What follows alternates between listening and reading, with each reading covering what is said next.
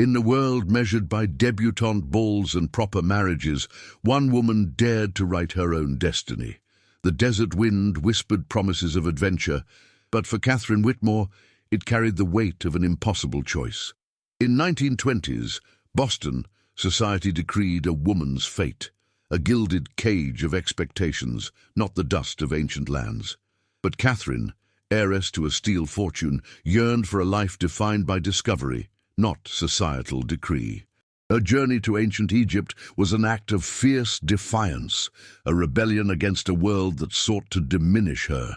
Here, in this land of timeless mysteries, she would confront not only the secrets of pharaohs, but the rigid arrogance of a colonial empire that sought to control every step. A grand drama of ambition, power, and the heart's true calling is about to unfold. Have you ever felt a calling so strong it defied every expectation? Tell us where you're watching this saga unfold, and what is it about period romances that truly captures your heart? The rhythmic clatter of steel wheels against iron rails had become Catherine Whitmore's heartbeat for the past 3 days, carrying her deeper into a world that existed only in her dreams, until now.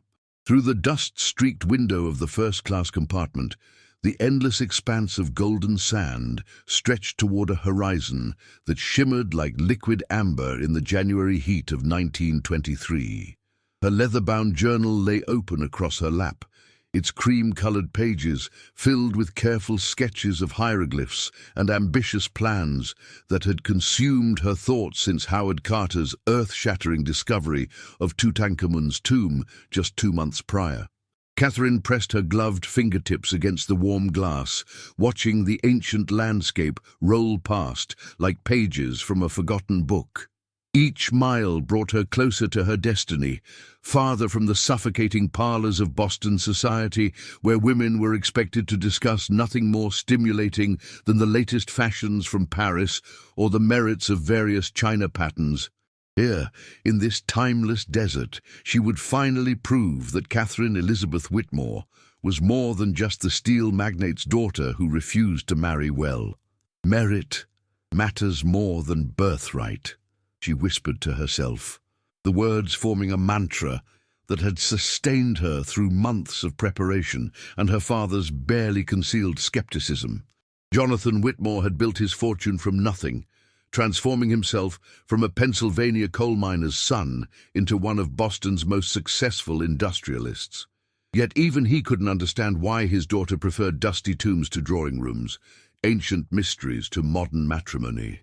The train's whistle pierced the desert air, announcing their approach to Luxor. Catherine's heart quickened as she caught her first glimpse of the legendary city rising from the banks of the eternal Nile. Palm trees swayed like graceful dancers against a backdrop of honey-colored temples, their shadows creating intricate patterns on the sun-baked earth. The very air seemed to pulse with the weight of 5,000 years of history. As the locomotive hissed to a final stop, Catherine gathered her belongings with practiced efficiency. Her traveling dress of practical khaki linen bore the wrinkles of the long journey, but her spine remained straight, her chin lifted with the determination that had carried her across an ocean and half a continent. The platform buzzed with activity as porters shouted in Arabic, their voices weaving together in a symphony that was both foreign and oddly familiar. "Miss Whitmore, I presume." The voice carried the unmistakable cadence of upper-class British education, delivered with the sort of condescension that made Catherine's jaw tighten involuntarily. She turned to face a man in his early 50s, his khaki uniform immaculate, despite the desert heat. Sir Edmund Hartwell stood before her like a monument to everything she had grown to despise about European colonial attitudes. His pale blue eyes swept over her with barely concealed disapproval, taking in her practical attire and the absence of a proper chaperone with equal disdain. "Dr. Whitmore," she corrected firmly, extending her hand with the confidence her father had taught her. "I earned the title, Sir Edmund. I intend to use it." His handshake was perfunctory, his smile as thin as parchment. "Of course. How refreshingly American of you." The pause before American carried the weight of 1,000 unspoken criticisms. I trust the journey wasn't too taxing for someone of your delicate constitution. Catherine's green eyes flashed with the same fire that had once made a British general surrender at Yorktown. I assure you, Sir Edmund, my constitution is quite robust. After all, we Americans are descended from people brave enough to cross an ocean for the chance at something better. We don't wilt easily. The barb hit its mark, evidenced by the slight tightening around Sir Edmund's eyes. Indeed.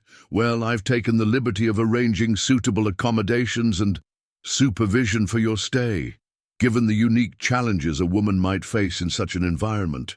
Before Catherine could respond to this latest insult, a new voice cut through the tension like silk through steel. Sir Edmund, surely you don't mean to keep our distinguished colleagues standing in this heat? Catherine turned toward the speaker and felt her breath catch in her throat. The man approaching them moved with the fluid grace of someone equally at home in a Parisian salon or a desert camp. Tall and lean, with the kind of elegant bearing that spoke of excellent breeding and careful education, he wore the heat like a comfortable garment. His dark hair gleamed with pomade in the style of a European gentleman, but his skin held the warm bronze of someone born under the Egyptian sun. Most striking were his eyes, a remarkable shade of green-grey that seemed to shift like the Nile itself, holding depths that spoke of ancient wisdom and carefully guarded secrets. When those eyes met hers, Catherine felt something shift inside her chest, a recognition that had nothing to do with previous acquaintance and everything to do with destiny. Dr. Whitmore, Sir Edmund's voice carried a note of barely suppressed irritation. Allow me to present Dr. Rashid Al-Masri. He'll be serving as your cultural liaison during your stay. The title was delivered with the same tone one might use to introduce a particularly well-trained servant, and Catherine saw something flicker in Rashid's remarkable eyes before his expression smoothed into professional courtesy. He stepped forward and offered a slight bow that managed to be both respectful and somehow mocking of the entire colonial hierarchy. Dr. Whitmore, it is indeed an honor to welcome such a distinguished scholar to our humble excavation. His English was flawless, carrying only the faintest trace of an accent that added music to his words. I trust your journey was enlightening. Enlightening enough to remind me why America fought a war to rid itself of British arrogance. Catherine replied, her eyes never leaving his face. She was rewarded by the briefest flash of what might have been approval before his diplomatic mask slipped back into place. How spirited! Sir Edmund interjected, his tone suggesting that spirited was not necessarily a compliment. Dr. Al-Masri will ensure you don't encounter any cultural misunderstandings during your work here. I'm sure you'll find his guidance invaluable. The condescension in his voice was unmistakable, and Catherine felt her temper rise like mercury in a thermometer. I'm quite capable of conducting myself appropriately, Sir Edmund. I didn't travel 5,000 miles to be treated like a child who needs constant supervision. Of course not, Rashid interjected smoothly, stepping slightly between Catherine and Sir Edmund with the practiced ease of a diplomat. Dr. Whitmore's reputation precedes her. Her work on Middle Kingdom burial practices has been quite revolutionary. Catherine blinked in surprise. She hadn't expected anyone in this remote outpost to be familiar with her academic publications, least of all someone Sir Edmund clearly considered little more than a glorified tour guide. You've read my work? Your paper on the evolution of canopic jar inscriptions was particularly insightful, Rashid replied, and this time his smile was genuine, transforming his entire face. Though I suspect you might find some of your theories challenged by what we've discovered here.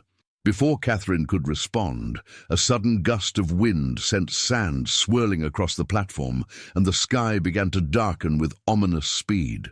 The cheerful chaos of the station transformed into urgent activity as vendors hastily covered their wares and travelers sought shelter. "Sandstorm coming," Rashid observed, his eyes scanning the horizon with practiced concern. "We should reach the camp quickly, or we'll be spending the night in town. The journey to the archaeological site took them along the banks of the legendary Nile, its waters reflecting the increasingly turbulent sky like a mirror of polished bronze. Catherine found herself seated beside Rashid in the back of a dusty motorcar, acutely aware of his presence in the confined space. He smelled of sandalwood and something indefinably masculine that made her pulse quicken in a way that had nothing to do with the approaching storm. "Tell me, Dr.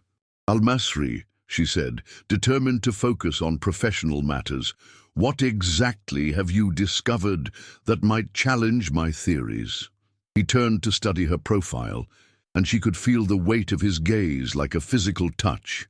"Perhaps it would be better to show you than tell you. Some things must be experienced to be truly understood." There was something in his voice, a note of meaning that went beyond academic discussion, that made Catherine's breath catch. She turned to meet his eyes and found herself drowning in their green-grey depths, seeing intelligence and passion, and something else that made her heart race. The moment was shattered by Sir Edmund's voice from the front seat.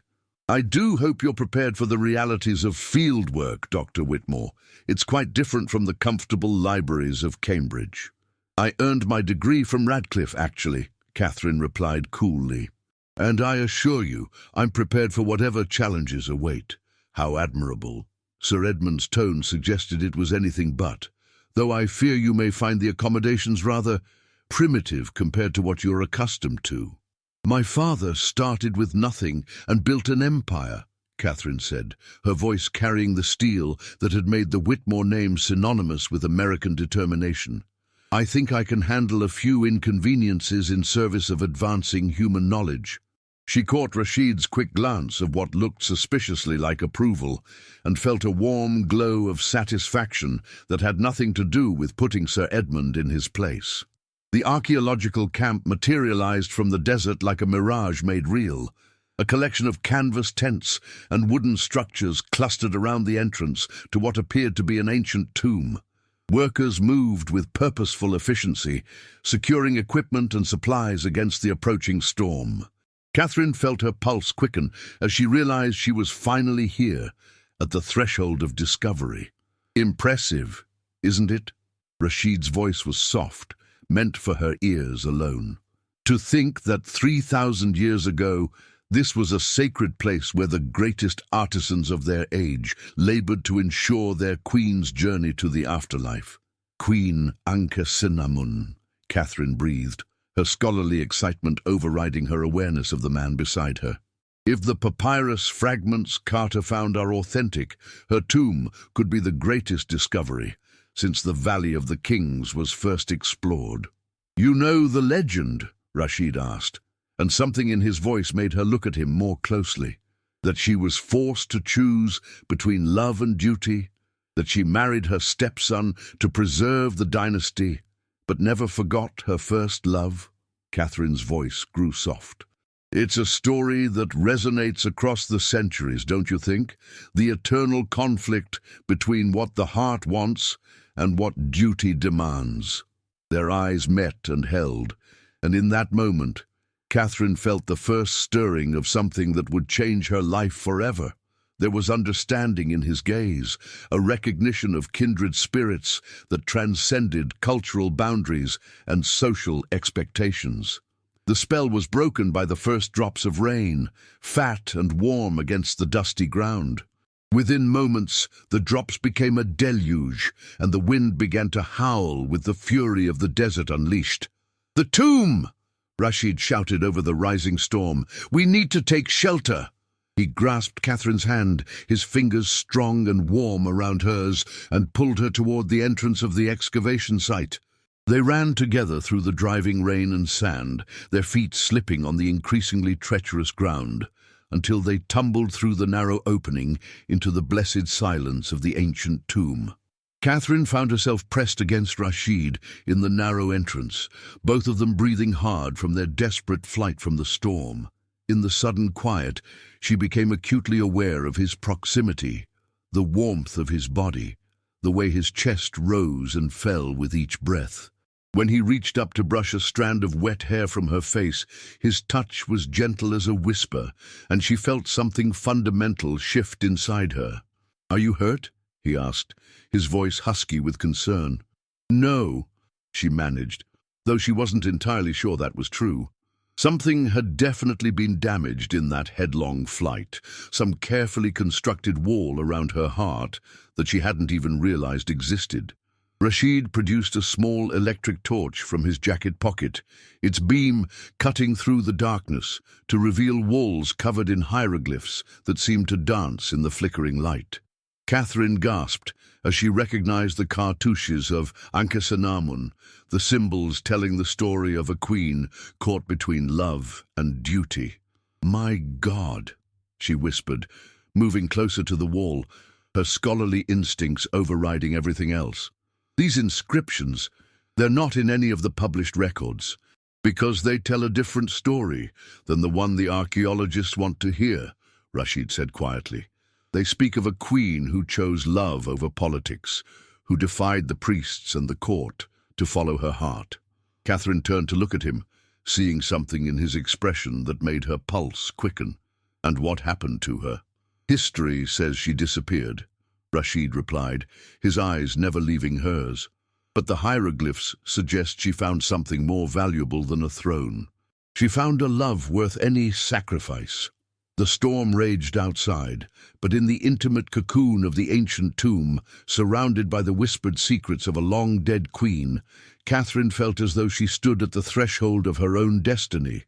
When Rashid began to recite ancient Arabic poetry, his voice low and musical in the darkness, she found herself translating the hieroglyphs that seemed to echo his words, both of them speaking of love that transcended time and circumstance. "You understand," he said softly, and it wasn't a question. "I understand that some things are worth fighting for," Catherine replied, her voice barely above a whisper. "That some discoveries are more valuable than gold." They worked together in the lamplight, their heads bent close over fragments of papyrus that others had dismissed as worthless. Catherine's expertise in hieroglyphic translation, combined with Rashid's deep knowledge of ancient burial customs, revealed clues that made her heart race with excitement. "This isn't just any tomb," she breathed, her fingers tracing the delicate symbols. "These fragments, they're a map. They're telling us where to find Queen Ankhesenamun's true resting place." "Finally," Rashid said, and there was something in his voice that spoke of long-held hopes and carefully guarded dreams. "Someone who believes merit matters more than birthright."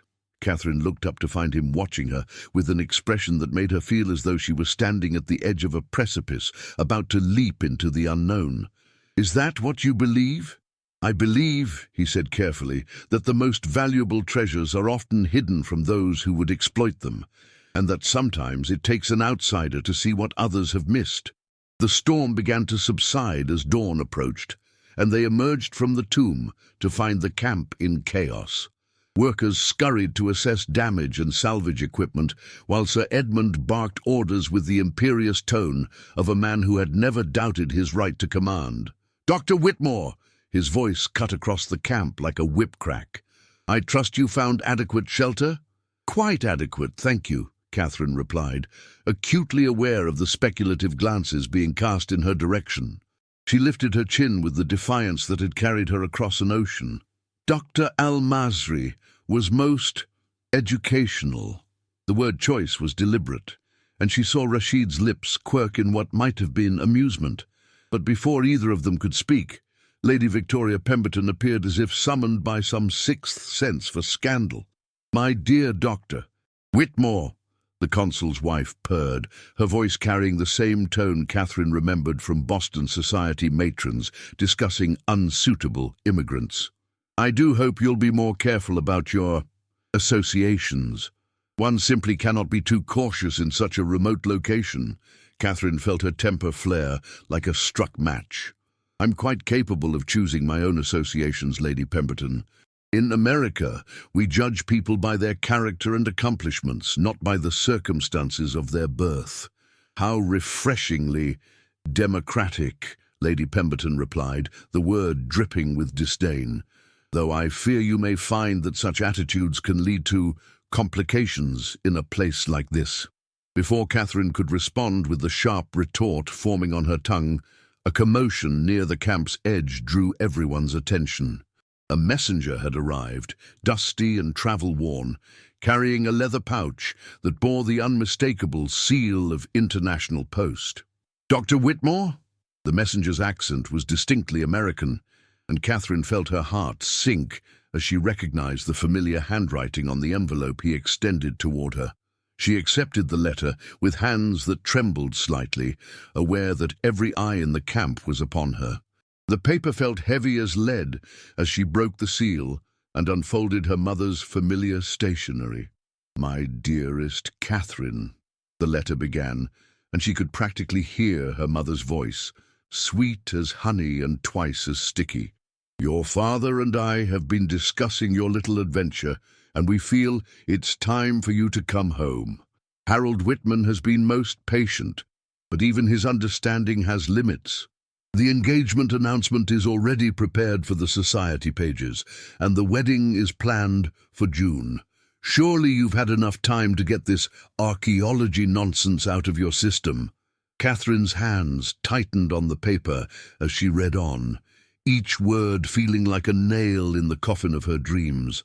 But it was the final paragraph that made her blood run cold. "Your father has been more than generous in funding this expedition, but his patience is not infinite. If you do not return by the end of February, he will be forced to reconsider his financial support for your scholarly pursuits. I'm sure you understand that family obligations must take precedence over personal whims. Come home, darling. Your real life is waiting for you here." Catherine looked up to find Rashid watching her with an expression of carefully controlled concern. Around them, the camp had returned to its normal bustle, but she felt as though she stood in the eye of a hurricane, with destruction swirling on all sides. "Bad news from home?" Sir Edmund's voice carried a note of satisfaction that made Catherine's jaw clench. "Nothing I can't handle," she replied, folding the letter with deliberate care. But even as she spoke the words, she felt the walls of expectation and obligation closing in around her like the sides of a tomb. As the sun climbed higher in the desert sky, painting the ancient landscape in shades of gold and amber, Catherine stood at the crossroads of her destiny. Behind her lay the safe, predictable life that Boston society had mapped out for her. Ahead lay the unknown, fraught with danger and possibility in equal measure. She caught Rashid's eye across the camp and saw something there that made her heart race with possibilities she didn't dare name. Whatever lay ahead, she knew with absolute certainty that her life had just become infinitely more complicated. And somewhere in the depths of her soul, she realized she wouldn't have it any other way. The morning sun painted the Nile in strokes of liquid gold as Catherine made her way through the bustling camp, her mind still reeling from her mother's ultimatum. The familiar sounds of excavation work provided a comforting rhythm, but she found herself searching for one particular figure among the workers. When she spotted Rashid near the tomb entrance, examining a fragment of pottery with the intense concentration of a scholar, something inside her chest tightened with an emotion she wasn't ready to name. "Dr. Whitmore," his voice carried across the space between them like a warm breeze. "I was hoping you might join me for a different kind of education today." Catherine approached, acutely aware of how the morning light caught the bronze highlights in his dark hair. "What did you have in mind, Dr. Al-Masri? If you truly wish to understand what we're uncovering here, you need to understand the people who created it." He gestured toward the distant city of Luxor, its minarets rising like prayers against the azure sky. "The Egypt in your textbooks is beautiful, but incomplete. Would you allow me to show you the Egypt that lives and breathes today?" Something in his tone, a note of challenge mixed with invitation, made Catherine's pulse quicken. "I thought Sir Edmund made it clear that I'm not to wander about unsupervised." Rashid's smile was slow and devastating. Then it's fortunate that I'm considered adequate supervision, isn't it? An hour later, Catherine found herself walking through the narrow streets of Luxor's old quarter, her practical boots clicking against ancient stones worn smooth by countless generations. The air was alive with the scents of cardamom and cinnamon, the calls of merchants hawking their wares, and the musical cadence of Arabic conversations that flowed around her like water.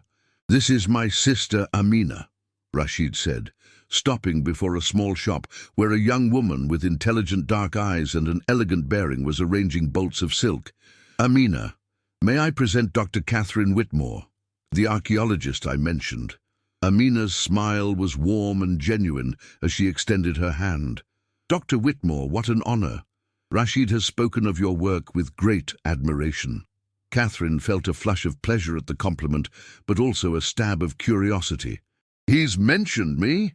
Only that you're the first archaeologist he's met who seems to understand that the past belongs to the people who created it, not just to those with the power to dig it up," Amina replied, her English carrying the same musical quality as her brother's.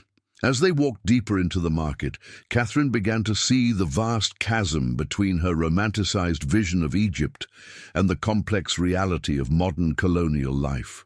She watched Egyptian workers haggling for bread with the same intensity she'd seen Irish immigrants use in Boston's markets, fighting for every penny to feed their families. The parallel struck her with unexpected force. "It's the same everywhere, isn't it?" she murmured to Rashid as they paused beside a fountain where children played in the spray. "The powerful taking advantage of those who have no choice but to work for whatever wages they're offered." Rashid's green-grey eyes studied her face with an intensity that made her breath catch. "You see it too. I wondered if you would." "My father started with nothing," Catherine said, watching a young boy chase his sister around the fountain's edge. "He used to tell me stories about the Irish workers in his first factory, how they reminded him of his own father. He said the measure of a man isn't what he takes, but what he gives back to those who helped him build his success."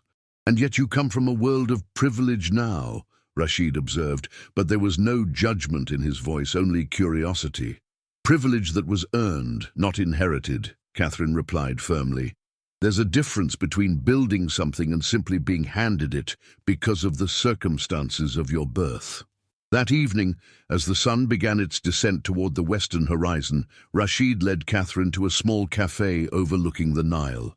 The terrace was strung with lanterns that cast dancing shadows across the water, and the air was perfumed with jasmine and the earthy scent of the great river.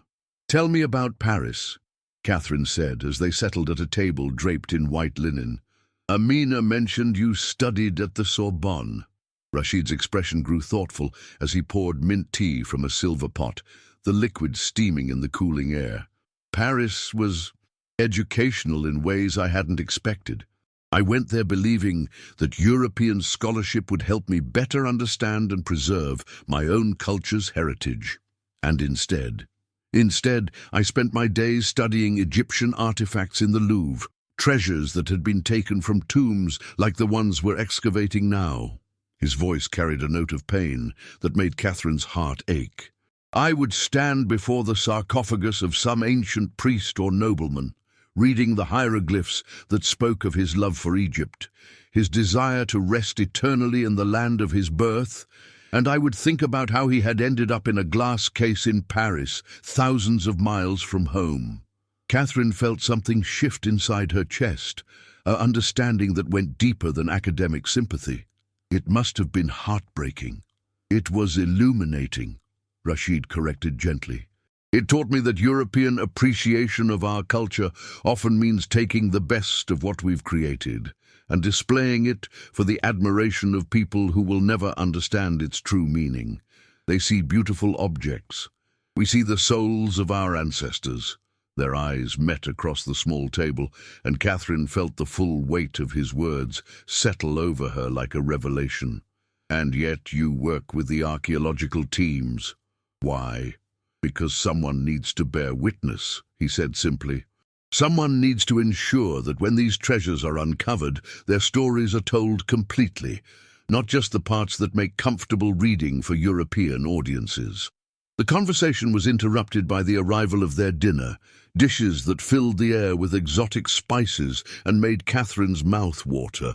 As Rashid taught her to eat with her hands, his fingers occasionally brushing hers as he guided her through the unfamiliar customs, she found herself drowning in sensations that had nothing to do with the food. "You're a quick learner," he murmured, his voice low and intimate in the lantern light. "I've always believed that the best way to understand a culture is to experience it fully," Catherine replied, acutely aware of how his proximity made her pulse race. "Though I suspect there's still much you could teach me." The words hung in the air between them, loaded with meaning that went far beyond cultural education. When Rashid reached across the table to brush a crumb from the corner of her mouth, his touch was gentle as a whisper, but it sent fire racing through her veins. "Catherine," he said, and her name on his lips sounded like a prayer. "There are things about my life, my work here, that are more complicated than they appear." Before she could ask what he meant, a commotion from the street below drew their attention. A group of European tourists was arguing loudly with a local merchant, their voices carrying the unmistakable tone of people who believed their money gave them the right to treat others as servants. "Typical," Rashid muttered, his jaw tightening with barely controlled anger. Catherine watched the scene unfold, seeing the merchant's dignity crumble under the assault of foreign arrogance, and felt her own temper flare. "It's the same everywhere. People with power assuming they have the right to diminish those without it. And yet you're here as part of that same system," Rashid pointed out, though his tone was gentle rather than accusatory. "I'm here in spite of that system," Catherine corrected firmly. "I'm here because I believe knowledge belongs to everyone, not just to those with the money to buy it or the power to take it." Rashid studied her face in the flickering lantern light, and she saw something in his expression that made her heart skip. "You really mean that?" "I mean everything I say," Catherine replied, meeting his gaze steadily. "In America, we have a saying, actions speak louder than words. I intend to prove mine through what I do, not just what I claim to believe." They walked back toward the camp in comfortable silence, the night air soft against their skin and the stars brilliant overhead. When they reached the banks of the Nile, Rashid stopped and turned to face her, his expression serious in the moonlight. "Catherine, there's something I need you to understand about my family, about who we really are." She waited, sensing that whatever he was about to tell her would change everything between them. "The Al-Masri name isn't just a family designation," he began carefully. "It means the Egyptian in Arabic, but it's more than that. My ancestors were royal scribes, keepers of the sacred knowledge, the ones who recorded the stories of the pharaohs and preserved the wisdom of the ages." Catherine's breath caught as the implications hit her. "You're not just an archaeologist. You're a guardian. My family lost political power centuries ago, but we never lost our responsibility to protect Egypt's cultural heritage. What you see as my work with the archaeological teams, I see as my duty to ensure that our ancestors' stories are told truthfully, that their treasures are treated with the respect they deserve." The revelation reframed everything Catherine thought she understood about Rashid, about his presence at the excavation, about the intensity she'd sensed beneath his diplomatic exterior. "That's why you're really here, not just to supervise foreign archaeologists, but to protect what they might find. And now you know why your approach to this work, your respect for the people behind the artifacts, matters so much to me," Rashid said softly. "You're the first archaeologist I've met who seems to understand that we're not just digging up objects, we're uncovering souls." The space between them seemed to crackle with electricity as Catherine processed this revelation. When Rashid reached up to cup her face in his hands, his touch was reverent, as though she were something precious and fragile. "Catherine," he whispered, and then his lips were on hers, soft and warm, and tasting of mint tea and promises. The kiss was gentle at first, tentative, but when she responded by pressing closer to him, it deepened into something that made her forget everything except the feel of his arms around her and the sound of the Nile lapping against the ancient stones. When they finally broke apart, both breathing hard, Catherine felt as though the world had shifted on its axis. "Rashid, I know," he said, his forehead resting against hers. "I feel it too. But Catherine, you need to understand that caring for me, being seen with me, it will complicate your life in ways you can't imagine." "Let me worry about my own complications," Catherine replied, her voice stronger than she felt. "I've never been one to choose the easy path." The next morning brought news that sent excitement rippling through the camp like wildfire. Working together, Catherine and Rashid had uncovered not just fragments of papyrus, but an entire scroll that appeared to contain detailed instructions for locating Queen Ankhesenamun's burial chamber. The hieroglyphs were pristine, the directions clear, and the implications staggering. "Magnificent work, Dr. Whitmore," Sir Edmund announced to the assembled team, though Catherine noticed he made no mention of Rashid's contributions. "This discovery will undoubtedly secure your place in archaeological history." Catherine felt Rashid tense beside her, saw the way his hands clenched into fists at his sides, and understood that they were witnessing exactly the kind of cultural appropriation he'd described. The knowledge, the discovery, the credit, all flowing automatically to the European participants, while the Egyptian expertise that had made it possible was rendered invisible.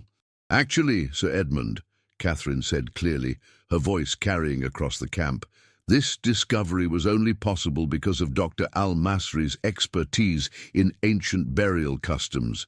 Without his knowledge, I never would have understood the significance of the papyrus fragments."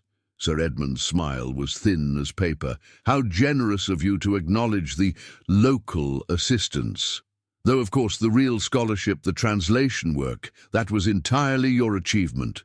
The dismissal was so casual, so complete, that Catherine felt her temper flare like a struck match. But before she could respond, Rashid placed a gentle hand on her arm, a silent request for restraint that she reluctantly honored. Later that evening, as Catherine sat in Rashid's family home learning to prepare traditional Egyptian dishes, she found herself thinking about the parallels between his situation and that of the immigrant workers in her father's factories.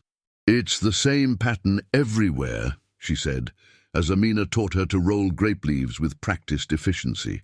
"Those who do the work rarely get the credit, while those with the right connections claim the glory." "But you spoke up for Rashid today," Amina observed, her dark eyes warm with approval. "That took courage." "It took basic decency," Catherine corrected. "In America, we believe in giving credit where it's due, regardless of someone's background." "And is that really how it works in America?" Rashid asked, settling beside her on the low cushions that surrounded the dinner table. "Perfect equality for all?" Catherine considered the question seriously. "No, not perfect, but better than what I've seen here. My father employs Irish and Italian immigrants alongside native-born Americans, and he pays them the same wages for the same work. He says a man's worth should be measured by what he contributes, not where he was born." "Your father sounds like a wise man," Amina said softly. "He is," Catherine agreed, though she felt a pang of guilt as she remembered her mother's letter. "Though he might not approve of some of the choices I'm making here." That night, as Rashid walked her back to the camp under a canopy of stars, Catherine felt the weight of her growing feelings for him pressing against the expectations that had followed her across an ocean. "My family wants me to come home," she said suddenly, the words spilling out before she could stop them. "They've arranged a marriage for me, to a man I've never loved, will never love." Rashid stopped walking, his expression unreadable in the moonlight. "And what do you want?" "I want to stay here," Catherine said, the truth surprising her with its clarity. "I want to finish this work, to see Queen Ankhesenamun's tomb opened properly, with respect for what it represents. I want to learn more about your culture, your family's history. I want..." "What?" he prompted gently. "I want to see where this leads," she whispered, gesturing between them. "Whatever this is that's happening between us." Rashid cupped her face in his hands, his touch infinitely gentle. "Catherine, you need to understand that choosing me, choosing this life, it won't be easy. There are forces at work here, complications you don't yet understand." "Then help me understand," she said, covering his hands with hers. "Trust me enough to tell me the truth." For a moment she thought he would confide in her, would share whatever secrets she could sense lurking behind his careful words. But then he kissed her instead, soft and sweet and desperate, and she lost herself in the taste of him, the feel of his arms around her, the promise of something that felt like destiny. It was only later, as she lay in her narrow camp bed, staring at the canvas ceiling, that Catherine realized he had never actually answered her question. And it was 3 days later, when she stumbled upon Rashid in what appeared to be a clandestine meeting with several local men she didn't recognize, that she began to understand just how many secrets he was keeping.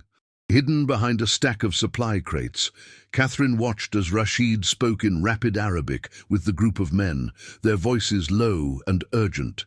Money changed hands, documents were passed back and forth, and the whole scene had the unmistakable air of conspiracy. Her heart sank as the implications hit her. Was this what Rashid had meant by complications? Was he involved in some kind of smuggling operation, using his position at the excavation to steal artifacts for private sale? The thought made her feel physically sick, not just because of what it would mean for the archaeological work, but because of what it would mean about the man she was falling in love with. When the meeting broke up and the men melted away into the night, Catherine confronted Rashid directly, her voice shaking with a mixture of anger and heartbreak. "What was that about?" she demanded, stepping out from behind the crates. "What kind of business are you conducting in the middle of the night?" Rashid's face went pale in the moonlight, and she saw something that looked like panic flash in his eyes before his expression shuttered closed. "Catherine, you don't understand." "Then explain it to me," she interrupted, her voice rising despite her efforts to keep it low. "Explain why the man who talks so passionately about protecting Egyptian heritage is meeting secretly with strangers and exchanging money in the dark." "It's not what you think," Rashid said desperately, reaching for her hands. But Catherine stepped back, her heart breaking with every word. "Isn't it? Because it looks exactly like what I think it is. It looks like you're using your position here to steal artifacts and sell them to private collectors. It looks like everything you've told me about protecting your culture's heritage is a lie." The accusation hung between them like a blade, and Catherine saw Rashid flinch as though she had struck him physically. "You think I would betray everything I've told you I believe in?" he asked quietly, and there was such pain in his voice that Catherine almost wavered. "I don't know what to think anymore," she whispered, tears threatening to spill down her cheeks. "I thought I knew you, thought I understood what you stood for. But how can I trust anything you've told me when you're keeping secrets like this?" Before Rashid could respond, the sound of approaching footsteps made them both freeze. Sir Edmund appeared around the corner of the supply tent, his expression sharp with suspicion. "Dr. Whitmore, is everything quite all right? I thought I heard raised voices." Catherine looked from Sir Edmund to Rashid, seeing the trap closing around them both.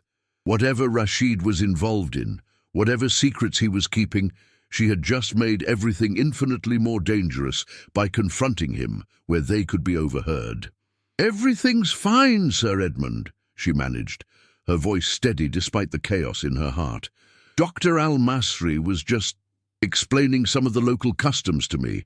But even as she spoke the words, Catherine felt the foundation of everything she thought she knew crumbling beneath her feet. The man she was falling in love with was a stranger. The work she had come here to do was tainted by secrets and lies, and the choice between her old life and her new one had just become infinitely more complicated. As she walked back to her tent under Sir Edmund's watchful eye, Catherine clutched her mother's latest letter in her pocket its urgent demands for her return suddenly seeming less like a prison sentence and more like a lifeline. Because how could she choose a future with a man she couldn't trust, in a world where nothing was as it seemed? The question haunted her as she lay sleepless in her narrow bed, listening to the eternal whisper of the Nile and wondering if she had just made the biggest mistake of her life. The air in Rashid's private study, thick with the scent of aged papyrus and burning incense, felt heavy with the weight of unspoken truths. Catherine sat across from him, her heart a frantic drum against her ribs, as he began to unravel the mystery of his clandestine meetings, the ones that had shattered her trust and left her reeling. His voice, usually so melodic, was now low and grave, tracing the outlines of a secret world she had barely glimpsed. "What you saw," Rashid began, his green-grey eyes fixed on hers, "was not what you imagined. My family, Catherine, our legacy is more than ancient scrolls and dusty tombs. It is stewardship, protection." He paused, taking a deep, deliberate breath. "For centuries, my ancestors, the Al-Masri, have guarded the true history of Egypt. When political power waned, our commitment to its cultural heritage did not. We learned early that the greatest threat to our past came not from time or sand, but from avarice." He spoke of the vast sums generated by archaeological discoveries, money that flowed not to the Egyptian people, but into the coffers of foreign governments, museums, and private collectors. "My education at the Sorbonne," he explained, his voice laced with a quiet pain, "was not merely for academic pursuit. It was to understand the very system that plundered my heritage, to learn its weaknesses, its loopholes, to discover how to fight it from within." He detailed how his network, a clandestine alliance of scholars, local leaders, and even some sympathetic foreign officials, worked to document and, when necessary, reclaim artifacts destined for illicit trade. "We ensure," he said, a fierce light in his eyes, "that a portion of the vast wealth unearthed in this land remains here, to benefit the families who live on this soil, to rebuild their lives, to ensure that the very hands that unearth our past are not left empty." Catherine listened, her initial suspicion slowly dissolving into a profound understanding. The profits he spoke of, the fair compensation, echoed the very American principle her father lived by, that labor deserved its just reward. "It's a system as unfair as the worst industrial exploitation in America," she murmured, a sudden clarity washing over her. "My father would understand. He built his empire on the belief that a man's worth should be measured by what he contributes, not where he was born or how much he owns." Rashid simply nodded, his gaze conveying a silent understanding that transcended words. In that moment, her trust in him, so recently fractured, began to mend, stronger and deeper than before. Days blurred into weeks as the excavation of Queen Ankhesenamun's tomb progressed. The air in the chamber, once heavy with the silence of millennia, now buzzed with the hushed excitement of discovery.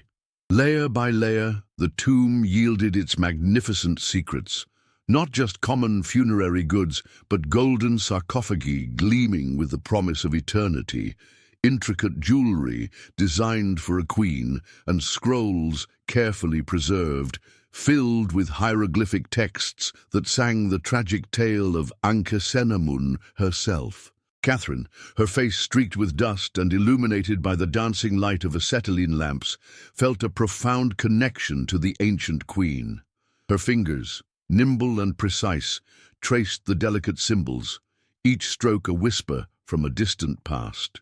She pieced together the story of Ankhesenamun's impossible choices: love versus duty, personal longing against dynastic survival. "She was forced to choose between her heart and her people, just as I am," Catherine thought, a chilling parallel forming between the Queen's ancient dilemma and her own burgeoning one. Sir Edmund, however, saw only gold and prestige. His booming voice echoed through the chambers, issuing orders for the careful crating of artifacts for their eventual shipment to the British Museum. He spoke of new wings and grand exhibitions, never once mentioning the Egyptian workers who toiled tirelessly under the desert sun, whose meager wages barely kept their families from starvation. His plans were clear: strip everything from its homeland, enriching European coffers, while leaving the very people who uncovered it in poverty. It was the same exploitation Catherine's father fought against in his own factories, a brutal disregard for human value. Back at the camp, a telegram awaited Catherine. Its stark official brevity felt like a cold hand around her heart. From her father: "Funding will be cut immediately unless you return to marry Harold Whitman III. The words hammered at her, crushing the fragile independence she had built. A subsequent letter from her mother, scented with lavender and veiled desperation, arrived shortly after. It spoke of the necessity of the Whitman banking connection, how it would secure their steel business against the looming shadows of economic uncertainty. Her family, she realized with a sickening lurch, saw her exactly as Sir Edmund saw the Egyptian workers, a resource to be managed, a pawn in a larger game of power and profit. As if heaven sent, a letter from Professor James Morrison arrived, thin and unassuming among the others. His steady script offered not demands, but encouragement. "True scholarship, Catherine," he wrote, "requires not only intellect, but also courage, the courage to follow the truth wherever it may lead, and to stand for what is right, even when it is unpopular." His words were a balm to her troubled soul, a reminder that integrity still held weight in a world that seemed determined to crush it. Yet the walls were closing in. One sweltering afternoon, while organizing expedition ledgers, Catherine stumbled upon something that turned her blood to ice: a series of private correspondences between Sir Edmund and various European art dealers. The coded language, the astronomical figures, the careful arrangements for discreet deliveries. It was all there.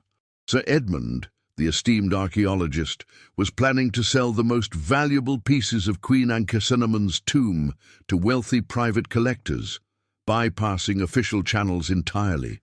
He wasn't just appropriating, he was actively looting.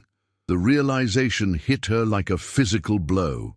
Her discovery, the one she had dedicated her life to, would be used not for scientific advancement or public benefit, but to enrich a corrupt official and his shadowy associates, further impoverishing the very people whose ancestors had created these treasures. His financial desperation, once a vague rumor, now took concrete form. Gambling debts in London, immense and ruinous, had driven him to this act of desperation. Worse still, she found veiled references to Rashid's network. Sir Edmund, suspicious of Rashid's quiet influence among the local community and his intimate knowledge of the antiquities, had been diligently building a case against his seditious activities. Rashid's protective network, established to safeguard Egypt's heritage, was now dangerously close to exposure.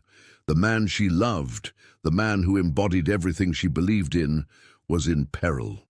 That evening, as dusk bled across the desert sky, Sir Edmund summoned Catherine to his tent. The air crackled with a menacing silence as he offered her a glass of sherry, his smile thin and predatory. "Dr. Whitmore," he began, his voice deceptively smooth, "I've been made aware of your associations with Dr. Al-Masri and your rather democratic sympathies." He laid out photographs, damning evidence of their secret meetings, their shared dinners, the intimate moments they believed hidden from the world. He spoke of her disloyalty to the crown and her unprofessional conduct. Then came the devil's bargain. "Provide me with a full account of Al-Masri's illicit activities, his network, his contacts," Sir Edmund purred, "and I will ensure your full credit for the Ankhesenamun discovery. You will return to America a celebrated archaeologist, marry your millionaire, and your family's financial woes will vanish. Refuse. he continued, his voice hardening, "and I will see you charged with sedition, your reputation ruined, and a long stay in an Egyptian prison. Your family's ruin, I might add, will be complete." Catherine's blood ran cold.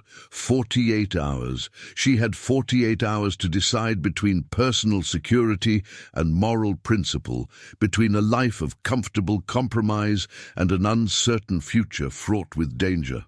The choice, stark and brutal, hung in the air between them, suffocating her.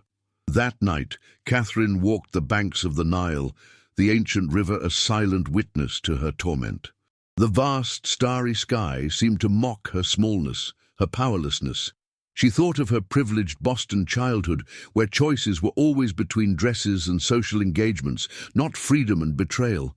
She saw the faces of the Egyptian families she had come to know, the children who played in the dust, their futures so intimately tied to the land and its history. Her father's words echoed in her mind. His stories of his own, rise from poverty, built on the principle that hard work and fairness should be rewarded. An internal struggle raged within her. The American dream, the one of individual success and boundless opportunity, beckoned with the promise of a safe return.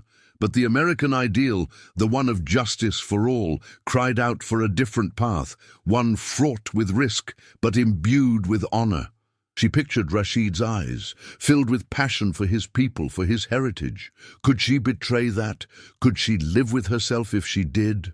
As dawn painted the eastern sky in shades of rose and gold, Catherine stood at the river's edge, the decision, a heavy, unyielding weight settling in her soul.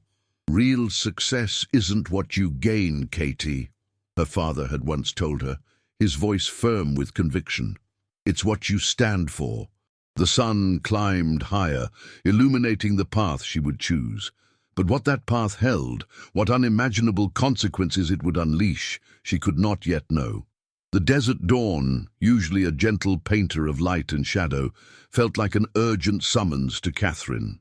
The 48 hours Sir Edmund had granted her had dwindled to mere moments, each tick of her pocket watch echoing the frantic beat of her own heart. But where fear might have resided, an iron resolve had taken root. She would not flee, she would not betray, and she certainly would not yield. Her father's words, "Real success isn't what you gain, Katie, it's what you stand for," had burned away every last vestige of doubt. She would stand for justice, for truth, and for a love that had shown her the true meaning of both. Her plan, conceived in the crucible of her anguish, was audacious, reckless even, but infused with an American audacity that made it feel utterly right. She would not merely save Rashid, she would dismantle the corrupt edifice that threatened to consume them all. She rose, her body weary, but her spirit alight with a purpose that dwarfed any personal ambition. The treasures of Ankhesenamun, she now understood, were not just artifacts, they were the very soul of a nation, and they demanded a fierce, uncompromising defense. Her first confidant was Amina, Rashid's sister. In the quiet sanctity of their shared tent, Catherine laid bare the full extent of Sir Edmund's treachery, the damning correspondence, the cold calculus of his plan to peddle Egypt's heritage to the highest bidder. Amina's dark eyes, usually so serene, burned with a righteous fury. Together they worked with the quiet efficiency of women united by a common cause. They copied documents, transcribed coded messages, and gathered testimonials from local workers, each word a testament to their exploitation. The dossier grew, a weighty accusation against the colonial enterprise itself, carefully framed as American democratic values, clashing with European aristocratic corruption. Catherine knew the American press would devour such a narrative. Her father's business connections, so despised in her former life, now became her most potent weapon. With a series of carefully worded telegrams, she ignited a firestorm across the Atlantic. She contacted the New York Times, the Chicago Tribune, and the Washington Post simultaneously, sending carefully leaked tidbits that promised a scandal of international proportions involving British colonial theft and the grand discovery of Queen Ankhesenamun's tomb. She knew the American papers, with their voracious appetite for exposé and their skepticism of British authority, would descend like vultures. They would be more than sympathetic to a story about fighting European colonial corruption. When she finally presented the full, daring plan to Rashid, his initial reaction was a mixture of stunned disbelief and passionate opposition. They argued, their voices hushed but fervent, in the soft glow of the moonlight outside his tent. "Catherine, this is madness. It will expose everything. My network, my family, you will be ruined," he whispered, his hands gripping her shoulders, his eyes pleading. "It's too dangerous." "And what is the alternative, Rashid?" she countered, her voice trembling with emotion but unwavering in conviction. "Allow Sir Edmund to steal your country's legacy. Allow him to imprison you. Allow my life to be dictated by my mother's letters and a man I despise. Is that safe? Is that living?" Her fingers intertwined with his, her touch a silent plea for understanding. "This is the American way, Rashid. When faced with bullies, we don't back down. We stand up. We fight. We expose them to the light." The fierce determination in her eyes, the raw courage radiating from her slender frame, finally broke through his fear. He saw not just the woman he loved, but the force of nature she was becoming. He took her face in his hands, his thumbs tracing the line of her jaw. "Then we fight together," he vowed, his voice thick with emotion. "Always." And just as the first American reporters, a zealous vanguard of truth-seekers, began to descend upon the dusty camp, a familiar figure emerged from the morning mist. Professor James Morrison, Catherine's mentor from Harvard, his tweed jacket incongruous in the desert heat, stood before her, his kind eyes twinkling behind his spectacles. He had answered her coded telegram, understanding the urgency veiled within her academic jargon. His presence was a balm to Catherine's soul, a much-needed injection of academic credibility and moral support. Morrison represented the ethical archaeology she had always aspired to practice, scholarship in service of humanity, not empire. His arrival solidified her belief that the American academic community, unlike its European counterparts, would stand firmly behind her. The next day, under the unrelenting Egyptian sun, the archaeological camp transformed into a makeshift amphitheater. Catherine, her khaki dress crisp, her hair pulled back neatly, stood before a hastily assembled dais. American reporters, their flashes popping like summer lightning, dominated the front rows, their pens poised. Their presence, their very eagerness to uncover scandal, set a distinct narrative tone. This was not just a scientific announcement, it was a reckoning. "Ladies and gentlemen," Catherine began, her voice ringing clear across the desert, "we are here today not only to celebrate the incredible discovery of Queen Ankhesenamun's tomb, but to expose a far more insidious truth." She wasted no time. With unwavering conviction, she laid bare Sir Edmund's corruption, presenting the documented evidence of his gambling debts, his secret correspondences, and his cynical plan to sell Egypt's most precious treasures. She revealed the existence of Rashid's network, not as a criminal enterprise, but as a vital indigenous effort to protect a nation's soul. She then proposed a revolutionary new model for archaeological cooperation, one based on American principles of fair partnership and respect for local sovereignty, not colonial plunder. Sir Edmund, his face a mask of purple fury, attempted to discredit her, shouting accusations of lies and insubordination. But his furious attempts fell flat against the damning evidence she presented and the American journalists' skepticism of British authority. Their questions were pointed, their gaze unyielding. Rashid stood beside Catherine, a quiet, powerful presence. When Amina, stepping forward, began to translate Catherine's impassioned words into flowing Arabic for the benefit of the gathered Egyptian officials and workers, a murmur of assent rippled through the crowd. Rashid's hand found Catherine's, a public declaration of their partnership, both professional and personal, that spoke volumes. Suddenly, a contingent of British soldiers, led by a red-faced Sir Edmund, surged forward. "Arrest them!" he bellowed, his voice choked with rage. "Arrest Dr. Whitmore and Dr. Al-Masri. Sedition, theft!" The scene erupted into chaos. But the international press, led by the aggressive American reporters who smelled blood in the water, surged forward, their cameras flashing, their microphones thrust out. Egyptian government officials, sensing the shift in power, held their ground. A tense standoff unfolded at the tomb site, the ancient treasures of Queen Ankhesenamun silently witnessing the modern drama. Catherine, her heart pounding, stepped forward, her voice rising above the din, imbued with an American directness and passion that cut through the hysteria. "These treasures," she declared, sweeping her hand towards the tomb, "belong not to any one nation, but to humanity, and humanity demands justice, not exploitation. We have come here to uncover truth, not to bury it under layers of corruption and greed." Her impassioned speech, filled with the raw emotion of a woman fighting for her beliefs, swayed public opinion, creating an undeniable wave of support.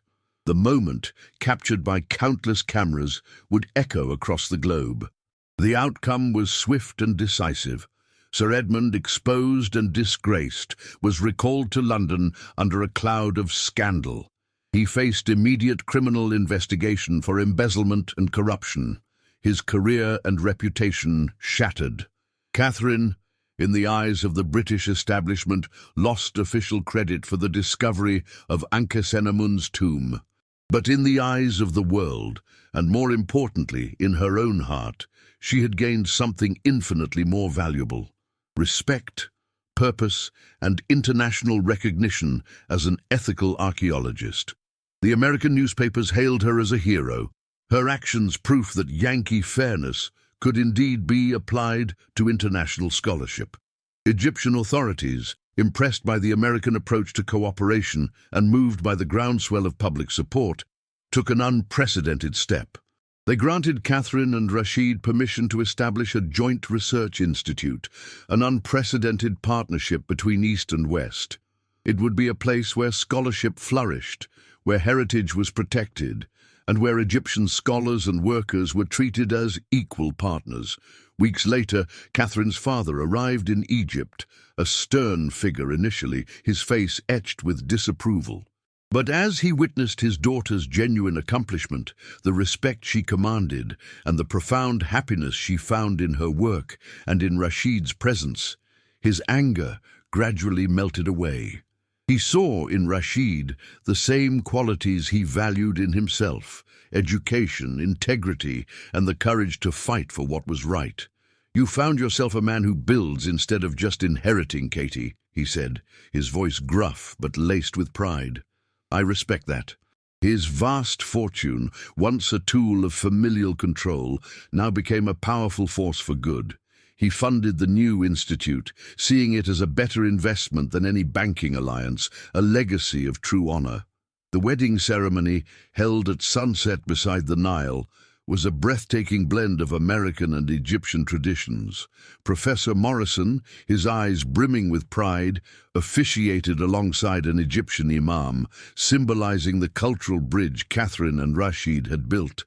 The air was filled with laughter, music, and the scent of jasmine, a celebration of love that transcended borders and expectations. The Institute's opening ceremony followed, a beacon of hope where Queen Ankhesenamun's treasures, now safely housed in a magnificent new Egyptian museum, symbolized a future built on respect and cooperation, funded by an unprecedented American and Egyptian partnership. American newspapers hailed the story, echoing across the globe that American values could indeed transform the world. 5 years later, in the vibrant Cairo of 1928, Catherine and Rashid had become internationally respected advocates for cultural preservation, their faces gracing the cover of National Geographic. Their daughter, a bright-eyed child with Catherine's determination and Rashid's wisdom, played in the sun-drenched gardens of their Cairo home, speaking Arabic, English, and beginning to learn hieroglyphs. She was a living symbol of the cultural bridge her parents had built. One afternoon, a letter arrived bearing a familiar Harvard crest. It was from a young American woman, fresh out of Radcliffe, seeking to study archaeology ethically, inspired by their story.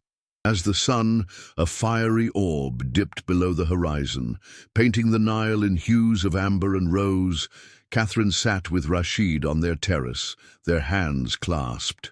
She opened her journal, its cream-colored pages now filled with years of discovery, of struggle, and of profound joy. "I came to Egypt seeking ancient treasures," she wrote, her pen gliding across the page, "but found something more valuable than gold in these eternal waters, a love that honors both past and future, and a purpose that makes every sacrifice worthwhile." The last image, as the light faded, was of the Institute's grand sign, gleaming in the twilight, its words a promise to the future. Whitmore Al-Masri Institute for Cultural Preservation, where heritage meets hope. The late afternoon sun of Cairo, softer now than the harsh glare of noon, cast long benevolent shadows across the manicured gardens of the Whitmore Al-Masri Institute for Cultural Preservation. The air hummed not with the frantic urgency of a dig site, but with the quiet dignity of scholarship and the joyous laughter of children. 5 years had spun like a dancer's veil since the dramatic confrontation that had forever altered Catherine Whitmore's destiny, and the world had shifted on its axis in ways both profound and personal. Catherine, now 33, sat on a wrought-iron bench, a copy of National Geographic open on her lap. Her image, vibrant and determined, adorned the cover, standing beside Rashid, his hand resting protectively on her arm, with Queen Ankhesenamun's golden sarcophagus gleaming in the background. "The Pharaoh's Guardian and the American Visionary, a new era in Egyptology," the headline proclaimed. She traced Rashid's handsome profile on the glossy page, a tender smile gracing her lips. Their love, forged in the crucible of shared danger and sealed by unwavering conviction, had not merely endured, it had deepened, strengthened, becoming the bedrock upon which their extraordinary life was built. Their marriage, held at sunset beside the eternal Nile 5 years prior, had been a tapestry woven from 2 rich cultures. Professor Morrison, his eyes alight with intellectual pride, had stood beside an Egyptian imam, their voices blending in a blessing that transcended religious and cultural divides. It had been a testament to their belief that true partnership, like true love, knew no boundaries. Their bond was a silent language of glances, of hands finding each other across a table, of shared understanding that spoke volumes without a single word. The sensual tension that once crackled between them had matured into a profound intimacy, a comforting warmth that settled deep in their souls. They were 2 halves of a perfectly balanced whole, their strengths complementing each other in every aspect of their lives. They had built a life as rich as any treasure unearthed from the sands. Their Cairo home, a sprawling villa with courtyards fragrant with jasmine, was filled with the joyous chaos of family. 2 small voices often echoed through the halls.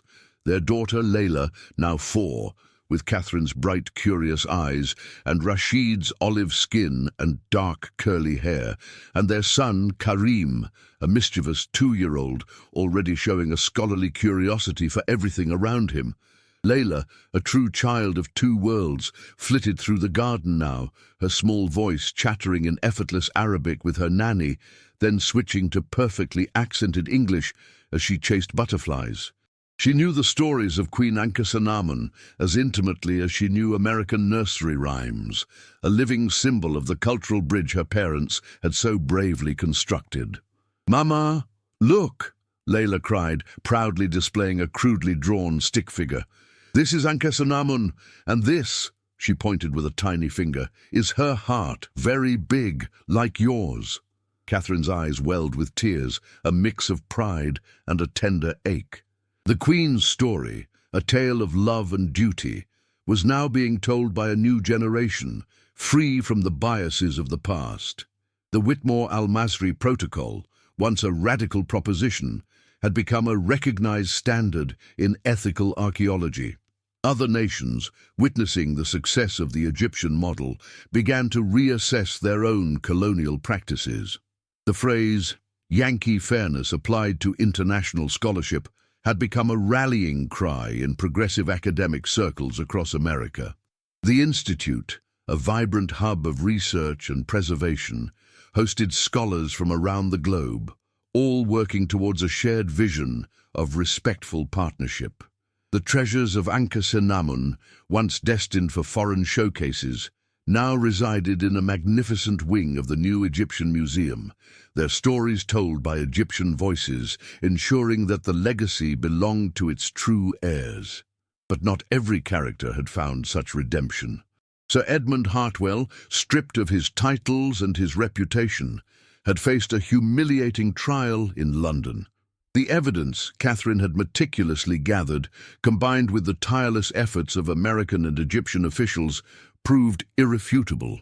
He was found guilty of embezzlement and illicit trafficking of antiquities, serving a short but ignominious prison sentence before fading into obscurity, a bitter, broken man consumed by his own greed.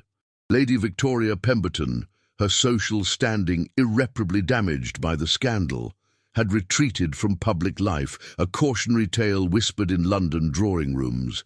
Their price, though different, was paid in full. Professor Morrison, now a regular visitor to Cairo, often presided over the Institute's symposiums, his presence a quiet testament to the enduring power of moral courage.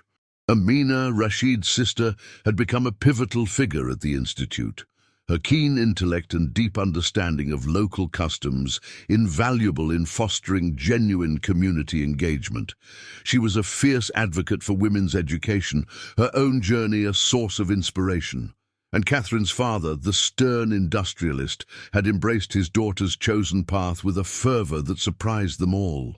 He had personally overseen the funding of the Institute, transforming a portion of his vast fortune into a powerful force for cultural preservation. He visited frequently, his rough hands, once calloused by steel, now gently touching ancient artifacts, a quiet reverence in his eyes. He saw in Rashid not just his son-in-law, but a fellow builder, a man who, like himself, created something of lasting value from nothing. "You found yourself a man who builds instead of just inheriting, Katie," he had told her on his last visit, a rare tenderness in his voice. "I respect that. You always were more like me than your mother ever understood." As the last rays of the sun painted the Nile in hues of amber and rose, Catherine watched Rashid returning from the Institute, Layla and Karim clinging to his hands. Her heart swelled with a happiness so profound it ached. Later that night, in the quiet solitude of her study, she opened her leather-bound journal. Its cream-colored pages, once filled with tentative sketches and ambitious plans, now held years of discovery, of struggle, and of profound, enduring joy. She uncapped her fountain pen, the familiar scratch of nib against paper a comforting sound. "I came to Egypt seeking ancient treasures," she wrote, her hand steady, her heart full, but found something more valuable than gold in these eternal waters, a love that honors both past and future, and a purpose that makes every sacrifice worthwhile. The Nile, in its endless flow, has taught me that true wealth lies not in what one takes, but in what one cherishes, protects, and gives back to the world. She closed the journal, her gaze drifting to the window. Outside, silhouetted against the velvet Egyptian night, the elegant sign of their institute stood proudly, its words a luminous promise to the future, a beacon across time and cultures. Whitmore Al-Masri Institute for Cultural Preservation, where heritage meets hope. And so our journey concludes, not with an ending, but with the eternal whisper of the Nile, carrying the echoes of a love that defied an empire and a spirit that reshaped destiny itself. Catherine Whitmore, the Boston debutante who dared to dream beyond the parlor, found more than ancient treasures in the sands of Egypt. She found her purpose, her courage, and a love as timeless as the pyramids themselves. We witnessed how her unyielding American spirit, honed by a father who built his empire from nothing, met its match in Rashid Al-Masri, the quiet guardian of a forgotten legacy. Their story reminds us that true courage isn't just in facing down villains, but in defying societal expectations, in choosing integrity over convenience, and in forging bridges where others build walls. Their love, born from shared passion and tested by betrayal, ultimately triumphed because it was rooted in something far deeper than mere attraction. A shared belief in justice, respect, and the fundamental dignity of every human being. They proved that destiny isn't just given, it's earned through sacrifice, through unwavering commitment, and through the strength to stand for what is right, even when the world tells you it's impossible. So, what do you carry from Catherine's extraordinary journey? What moment resonated most deeply with your own heart? Comment your favorite moment from In the Waters of the Nile. Was it her fierce defiance on the train platform? The hushed confessions shared in the ancient tomb, bathed in flickering lamplight? Or the powerful instant she chose love and justice over all the comforts of her past? And tell us truly, what would you have done in her place, caught between a world of privilege and a relentless fight for what is right? We're eager to hear your thoughts. If this tale of passion, courage, and unwavering commitment moved your heart, tag someone who loves epic love stories as much as you do. Let's share the power of this saga far and wide. And if you stayed with us until the very last whisper of the Nile's tale, type Destiny in the comments below. So we know you walked this path of fate with us until the end. It truly helps us bring more stories like this to life for you. Don't let the adventure end here. Dive into other captivating narratives of love and destiny that await you. Just check the cards appearing on your screen now for more unforgettable sagas where heroes and heroines challenge fate and rewrite history. Until next time, may your own journey be filled with courage, purpose, and a love that defies all odds.